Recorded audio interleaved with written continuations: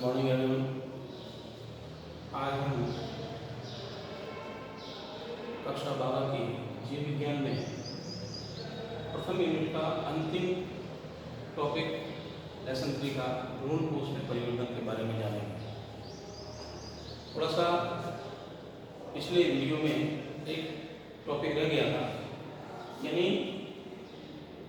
आवृत्ति पादपों में जो द्विनिषेचन होता है, दो निषेचन की प्रक्रिया होती है, वो किस प्रकार से होती है एक बार आप पुनः देखते हैं।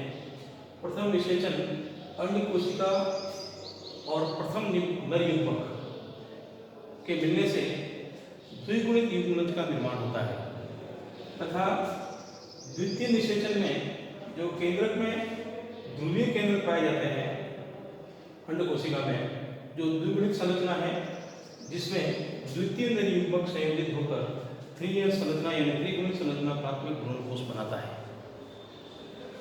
प्राथमिक भ्रूण कोश क्या है?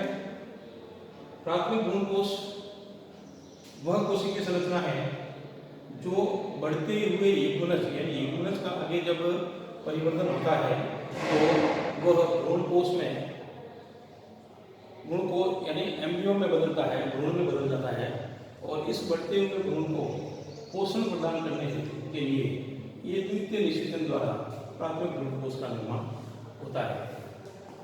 द्विनिषेचन का क्या महत्व है? द्विनिषेचन क्यों आवश्यक है? क्योंकि परिवर्तित हो रहे भ्रूण के प्राथमिक पोषण का कार्य करता है, अर्थात भ्रूण का जब परिवर्तन होता है और भ्रूण जब आगे के प्रोसेस में चलता है, लगातार उसमें कोशिका विभाजन होता है, तो उसको पोषण हेतु, एनर्जी हेतु, ऊर्जा हेतु पोषण की आवश्यकता होती है। इसलिए ये प्राथमिक भ्रूण कोश जो है इसका उपयोग करता है और आगे की जो कोशिका विभाजन है वो प्रक्रिया होती है। दूसरा, जो बीज क्षमता वाले ऐसे पादप यानी आवर्तनीय पादपों में बीज बनते हैं, इसलिए बीज की संरचना विकसित करने हेतु अपन बीज की संरचना क्षमता हेतु युग्मक संलयनांतरिक संयोजन बहुत आवश्यक है। इसलिए भ्रूण कोश का बनना बहुत जरूरी है। भ्रूण कोश एक संकर ओज प्रदर्शित करता है, अर्थात हम सब जानते हैं लैंगिक जनन में दोनों जो युग्मक होते हैं और दोनों जो गैमेट्स होते हैं, उन दोनों के ही लक्षण यानी एक नर से और एक मादा से दोनों के ही लक्षण ओवरलैपिंग होने से, साथ साथ रहने से दोनों के ही लक्षण प्रदर्शित होते हैं। इसलिए यहाँ पर संकर गुण प्रदर्शित होंगे। आइए हम जानते हैं भ्रूण कोश के परिवर्तन को हम समझते हैं। भ्रूण कोश का परिवर्तन किस प्रकार से होता है, भ्रूण कोश के परिवर्तन से कौन कौन सी संरचनाएं बनती है और किस प्रकार से बीज का निर्माण और फल का निर्माण आगे बनती है। तो हम सब जानते हैं, पहले हमने पढ़ा है कि यह द्वितीय निषेचन द्वारा जो है वो त्रिगुण संरचना है। एंडोस्पर्म के विकास के आधार पर भ्रूण कोश को 3 कैटेगरी में बांट रखा है: केंद्रकीय, कोशिकीय और अवरोधीय। केंद्रकीय भ्रूण कोश क्या है? विकास के आधार पर ये 3 जो भ्रूण कोश बनाए हैं उसमें केंद्रकीय भ्रूण कोश प्रथम जो भ्रूण कोश है केंद्रकीय भ्रूण कोश। इस भ्रूण कोश में जो केंद्रक विभाजन होता है, कई बार केंद्रक विभाजन होने से कई केंद्रकों का निर्माण होता है जो परिधि की ओर व्यवस्थित हो जाते हैं। इस प्रकार से जो केंद्रक बनते हैं उसमें कई केंद्रक जो है वो परिधि की ओर जो व्यवस्थित हो जाते हैं और विभाजन होने से इस प्रकार से ये विन्यासित हो जाते हैं एवं कुछ समय बाद इन पे भित्ति का निर्माण हो जाता है। और इसका जो उदाहरण है आपने देखा होगा, जो नारियल का पानी है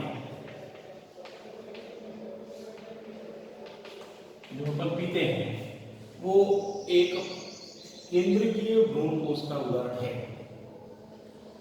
इस प्रकार के भ्रूण कोश में आप देखते हैं कुछ भ्रूण कोश जो है वो बचा रहता है। भ्रूण कोश यानी वृद्धि करने के बावजूद, नारियल पकने के बाद भी आप देखते हैं हरे नारियल में के बाद में जब सूखता है ऊपर का कवच तो भी उसमें पानी रहता है, वो भ्रूण कोश का उदाहरण है केंद्रीय।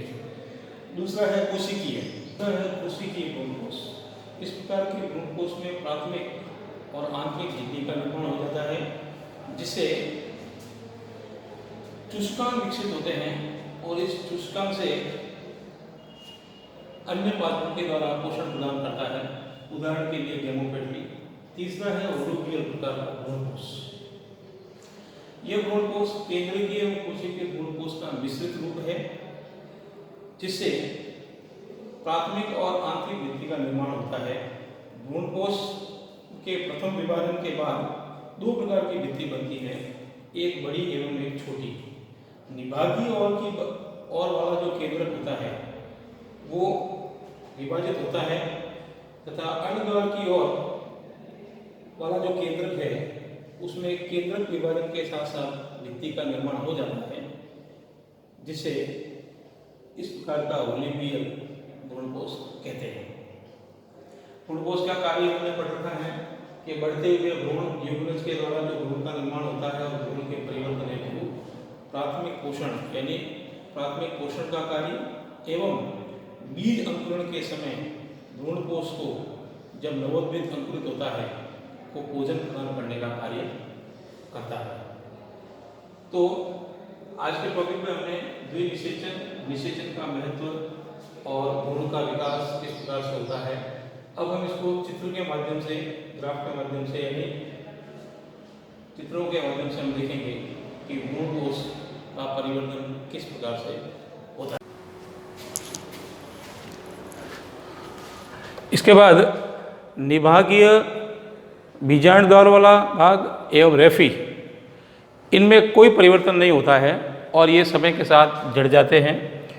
कुछ पादपों में बीजांड के चारों ओर मांसल आवरण बनता है, यानी बीज के आगे बाहर की ओर एक गूदेदार संरचना यानी मांसल आवरण बनता है, मोटा आवरण बनता है, जिसे एरिल कहते हैं। जैसे लीची जो खाने योग्य भाग होता है वो एरिल का भाग है।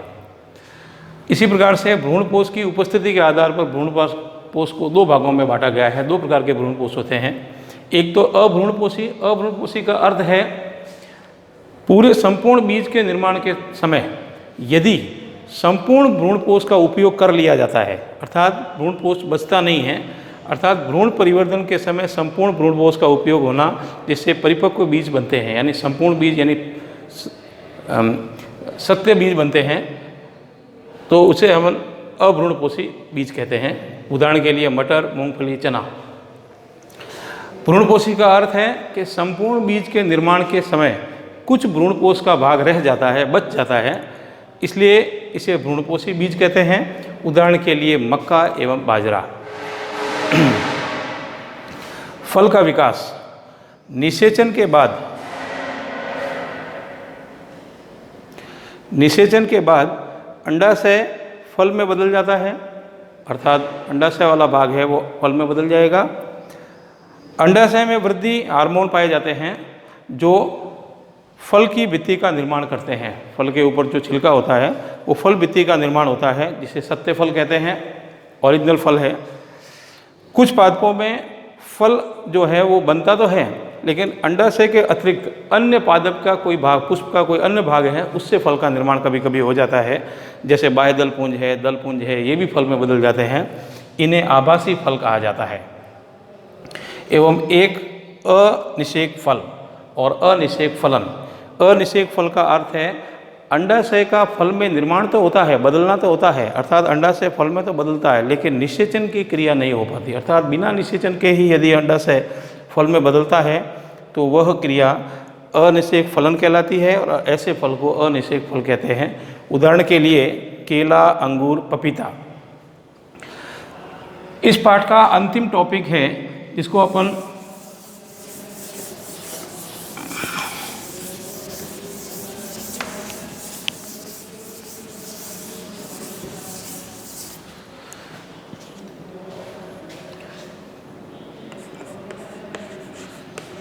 पीढ़ी एकांतर।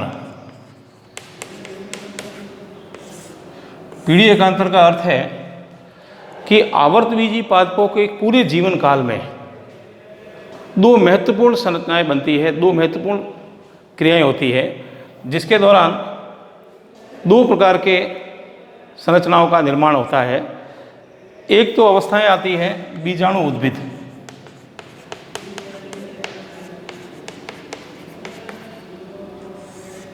अवस्था, यह लंबी अवस्था है,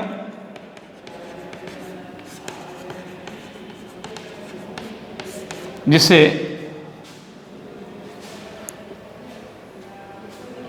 2n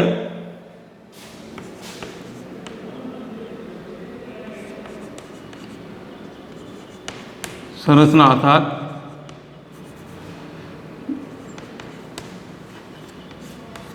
जनकों का निर्माण होता है।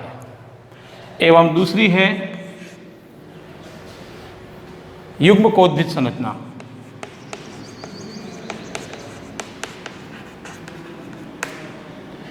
यह छोटी अवस्था है,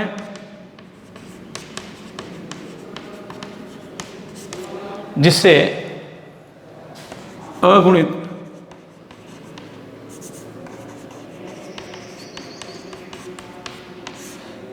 युग्मकों का निर्माण होता है।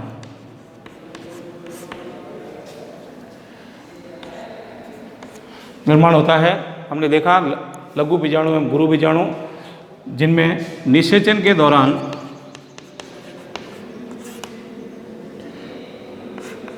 पुनः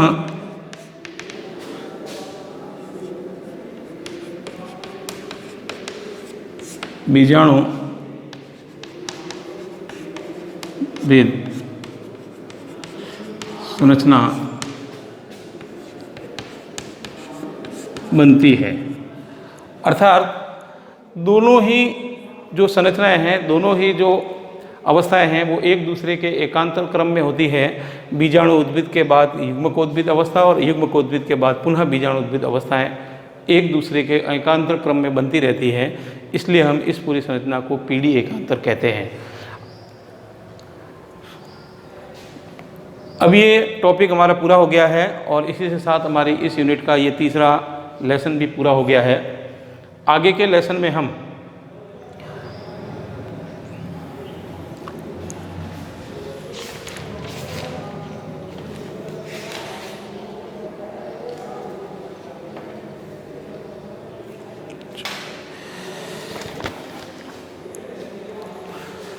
साथियों भ्रूण कोश के परिवर्तन के बारे में हम जानेंगे। भ्रूण कोश में भ्रूण एवं भ्रूणपोष दोनों का निर्माण होता है। यह प्रक्रिया किस प्रकार से होती है, अपन थोड़ा इसको